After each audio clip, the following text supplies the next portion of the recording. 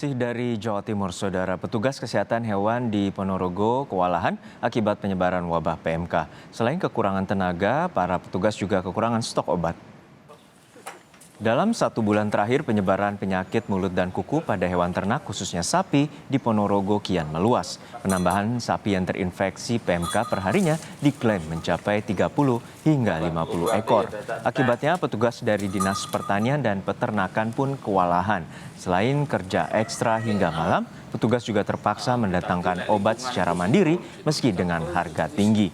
Meski demikian, petugas mengimbau para peternak untuk tidak panik karena PMK bisa disembuhkan dalam waktu 14 hingga 21 hari. Asalkan rajin membersihkan kandang serta memberikan jamu herbal agar daya tahan sapi meningkat. 40,4. Untuk lebih jelasnya terkait penanganan PMK di Ponorogo, Jawa Timur, kita tanyakan langsung pada jurnalis Kompas TV, Hendras Setiawan. Hendras, petugas kesehatan hewan ternak mengatakan sudah kewalahan. Lalu bagaimana penanganan PMK di Ponorogo, Jawa Timur? Ya, selamat siang, Juno dan saudara. Memang hingga hampir sebulan ini, PMK telah melanda sejumlah wilayah di Ponorogo.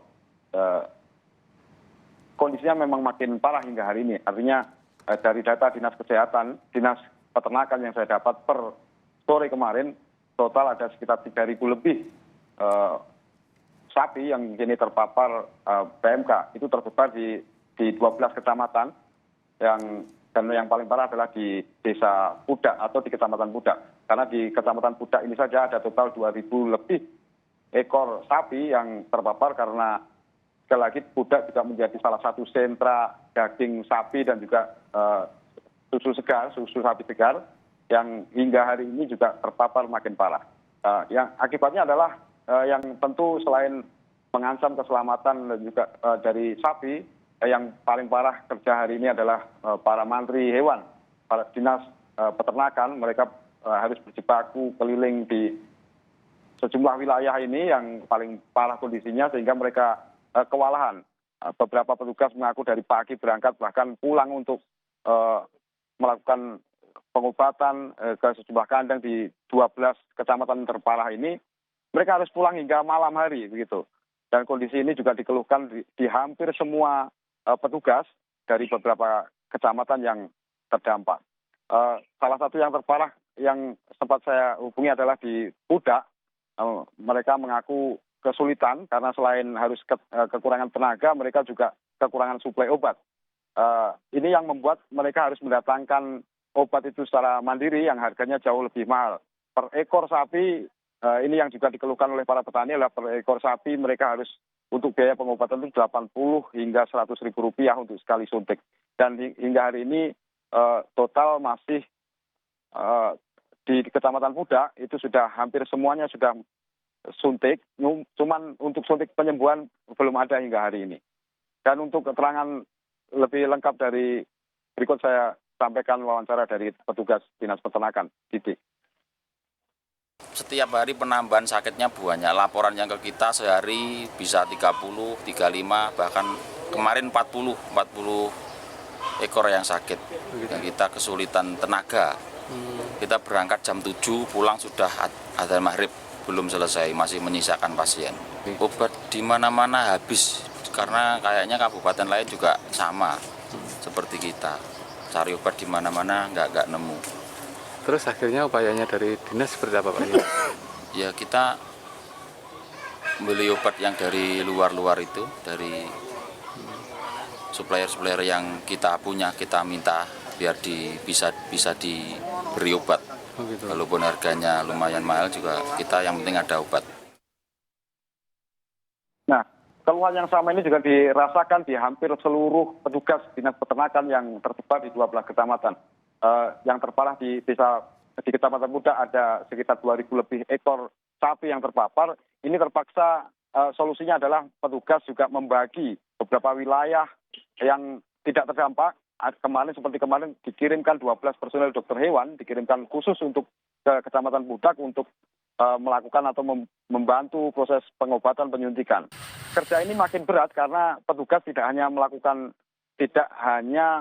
penyuntikan atau pengobatan terhadap sapi, tapi juga harus melakukan sosialisasi kepada seluruh peternak di kecamatan-kecamatan atau di desa-desa yang terdampak ini. Karena sosialisasi ini juga menjadi penting, sehingga para petani juga makin sadar karena pengobatan itu tidak hanya dari vaksin atau dari pengobatan itu, tapi juga dari kebersihan kandang. Begitu, Juno. Hendras, ini stok diklaim telah habis, lalu petugas paramedik dari Dinas Peternakan juga telah kewalahan, lalu juga bahwa ada 3.000 ekor sapi yang dinyatakan telah terinfeksi dari belasan kecamatan di Ponorogo. Lalu bagaimana upaya dari para peternak untuk mencegah hewan ternak mereka tidak tertular?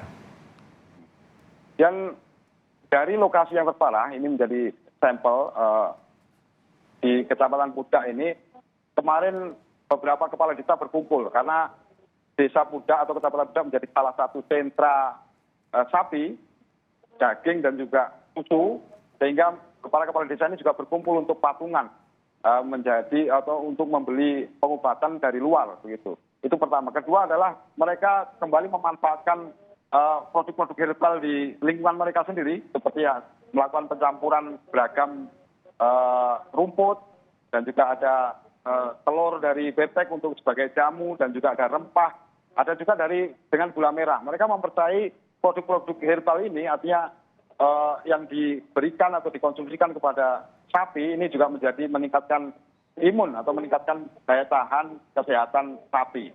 Tapi sekali lagi hingga hari ini kondisinya masih belum ada penurunan jumlah, bahkan angka penyembuhan juga masih rendah hingga hari ini.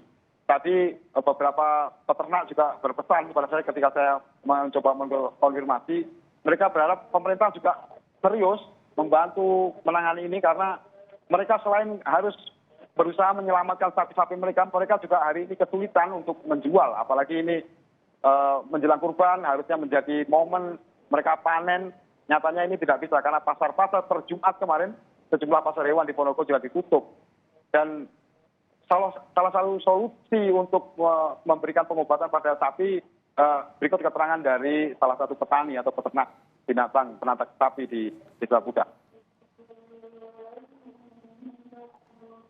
Saya untuk sapi nggak saya kasih obat, Mas.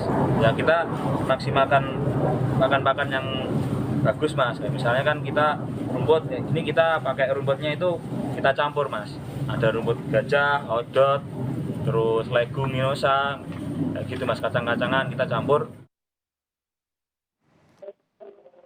Sejauh ini hingga hari ini vaksin untuk sapi, khusus sapi dalam rangka penangkalan PMK ini juga memang belum ada di Ponorogo. Mereka para petani masih mengandalkan produk-produk, artinya ramuan-ramuan herbal mereka yang dipercaya bisa menyembuhkan atau paling tidak memberi peningkatan imunitas sapi-sapi mereka, sehingga wabah PMK ini tidak mampu menyerang mereka. Karena hingga hari ini tercatat di Pudak saja ada ratusan ekor sapi yang terpaksa dijual murah, dan juga sebagian besar lain disembelih ketika ada indikasi karena para petani ketakutan jika sapi-sapi mereka mati secara mendadak. Mereka terpaksa menyembelih, dan mereka sebagian juga menjual dagingnya, sebagian juga dikonsumsi sendiri karena kekhawatiran jika sapi-sapi mereka itu bisa mati mendadak dari PMK yang hingga hari ini juga angkanya masih tinggi di Ponorogo. Begitu, Jun.